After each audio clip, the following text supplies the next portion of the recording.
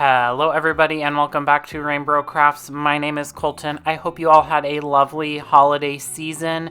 We here at RainBro Crafts have been busy over the winter, I'm using air quotes here, break, with a really fun collaboration with a local winemaker. Their business is called Dovetail Cellars. We met them at the Vancouver Farmers Market last year, and they opened up a tasting room in downtown Vancouver midway through last year. We had chatted with them a long time ago about a collaboration using their wine as part of the liquid in our soap making process.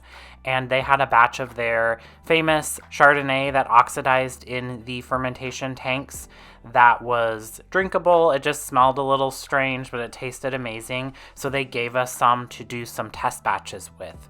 I have actually 2 batches that I'm going to be making here in this video for you all. This is the first batch with one specific type of fragrance blend, and then I have a second fragrance blend in the second half of this video. I off-screen reduced the wine down by about 50% on the stove, just over a low simmer for about 15-ish minutes. That cooks out a lot of the alcohol, and it just helps so that the soap doesn't do anything weird when you add the wine to it. After you cook the wine down, you actually freeze it. We just froze it in like big ice cube trays.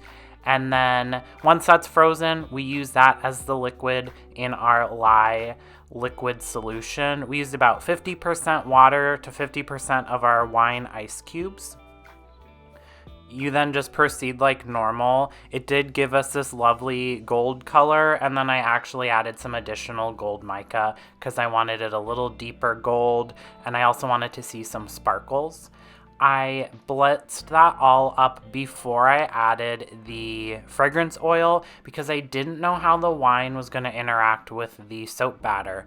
When I was blending it, it was performing lovely, really, really beautifully. It smelled a little different than normal, but that's not uncommon for using a alcoholic beverage as a liquid in your soap making. It smelled pretty similar to if you've ever used beer as a liquid in your soap.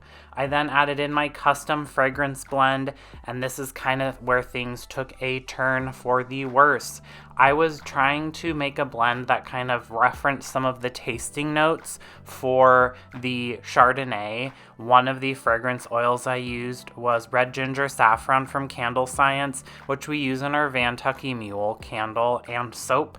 And I hadn't made that soap in a long time, and I forgot that red ginger saffron accelerates like a real brat. And you will see here, this soap batter just plops right into the tray. So the first batch of soap I made for 2026 was this here on screen, this monstrosity. I really do try and save it. Also, while this is happening, Zac's parents are in town visiting us, so they are behind the camera watching all of this chaos ensue. We were going to have Zac's mom make a soap, and I said, let me try this one so that if something bad happens, you won't have to feel like you did something wrong. And I am sure glad that she did not make this batch, because that would have been a not fun soap making experience. I tried to get everything as smushed down as possible. Off camera, I tried to tamp out air bubbles, but it was pretty set up by this point. I did spritz some gold mica on the top of it, so it looks like lovely, shiny cottage cheese or like a really, really badly proofed loaf of bread. Kind of ironically, it does also smell like a loaf of bread, so I did change the fragrance blend outside of it not working super well with the loaf for the second batch that I'm going to make on camera for you all. It smells like a loaf of cinnamon rolls without the cinnamon added, which I know is a very specific reference, but that's what it smells like to me. We are going to slice this up, and we'll probably use this ourselves. Zac's mom wanted a bar, so we'll send them one to use also because they got to experience this firsthand. But it was a good learning experience. It also got me remembering that certain fragrance oils don't always play nicely with soap. And this fragrance oil we do use, like I said, in our Vantucky Mule candle, which is inspired by a Moscow mule, and it performs lovely in that application, just not in the soap application. If you were to use it, you could use less, which we normally do, and you can also just have a really simple application of it, so that you can just pour it in and then pour it in the mold and just leave it alone. For the second batch of soap, we're going to do the same process again. So I boiled down some more wine, froze it in ice cube trays, mix that with my lye and some sodium lactate and our signature oil blend, and that's in our description box below that you can check out. And we blitzed that up along with some Ultra Sparkle Gold Mica. Actually, strike that. The Ultra Sparkle is in the fragrance oil. So this lovely color is actually from the wine and the lye reacting with the oils. This fragrance blend is ginger peach spritz from Brambleberry, pineapple kiwi from Brambleberry, and also limoncello from Brambleberry.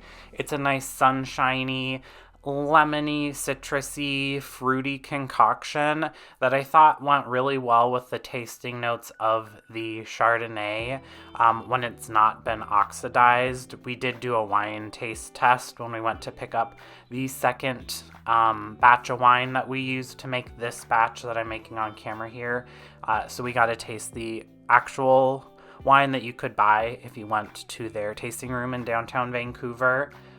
But we're going to blitz that up. This fragrance oil behaved lovely. The soap batter was lovely. The texture of wine soap, or even like soap that you use beer as part of the liquid instead of water, it's a different texture. And I have to think that that is related to the sugars in the liquid that you're using, because some soap makers do add a little bit of sugar to their soap. It adds a different kind of texture. It also adds a different type of bubble to the lather of the bar of soap. We haven't used these soap bars yet because this was filmed just a week ago.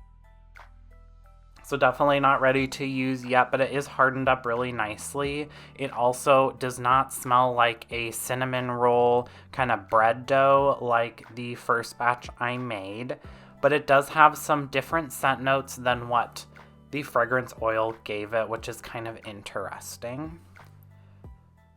I will not be using this fragrance blend either as the final batch because one of the scents we used is discontinued from Brambleberry. So that's not going to work well for this application because we do want this to be a long-term collaboration with Dovetail Cellars. So we'll have to go back to the drawing board and reformulate a little bit. The general scent profile will stay the same though, and probably the design will remain the same as well because it does kind of reference back to the nice like goldeny white wine color of the Chardonnay that you can buy directly from them.